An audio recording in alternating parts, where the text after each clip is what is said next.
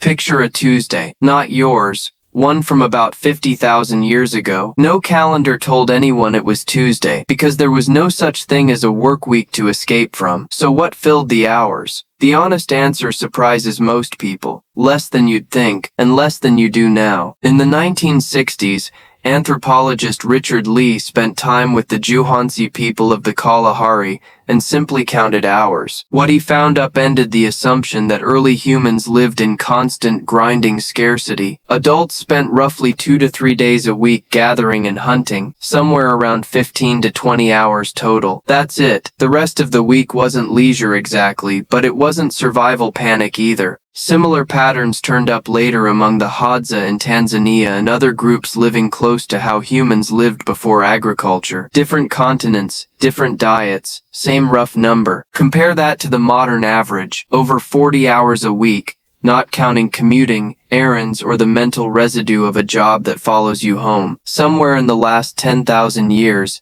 humans started working a lot more, not less. So if the food gathering shift only took up part of the day, what happened to the rest of it? A lot of it went to people, not chores, not tasks, just other humans, talking, arguing, teasing, teaching kids, picking through each other's hair in a way that looks idle but does the same job a good conversation does. It tells everyone in the group where they stand. Anthropologists studying hunter-gatherer bands have found that daytime talk tends to be practical, where the animals were, who owes who a favor. But nighttime talk, once the fire's going and the day's work is done, shifts almost entirely to something else. Stories, origin myths, gossip, jokes, tales about people who aren't there. Some researchers argue this nightly ritual is where storytelling, and by extension myth, religion, and eventually history itself, actually got its start. Then there's the evidence that people had time to waste on things that had nothing to do with staying alive. Beads drilled through seashells, found far from any coast,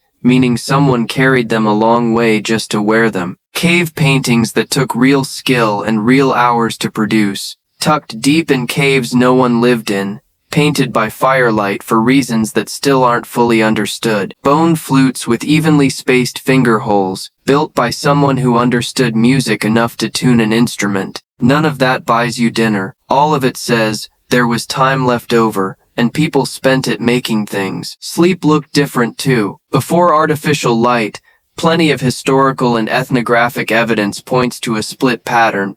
A first stretch of sleep, a waking period in the dark for an hour or two, then a second stretch. That gap wasn't wasted. It was often used for quiet thought, low conversation, or just lying awake by the last light of the fire. Then agriculture arrived, roughly 10,000 years ago, and the math changed permanently. Farming could feed more people, so populations grew, and once they'd grown, there was no going back to smaller numbers living off the land. More mouths meant more farming, which meant more hours in the field, which meant less of everything else. Skeletons from early farming societies show the cost plainly. Shorter frames, worse teeth, joints worn down by repetitive labor. Hunting and gathering wasn't actually the harder life. It just fed fewer people per hour of effort, and once that stopped being enough, the trade was made without anyone voting on it. What's left of that older rhythm now mostly shows up in what we do for fun on the weekend, the parts of modern life we treat as a reward instead of a right.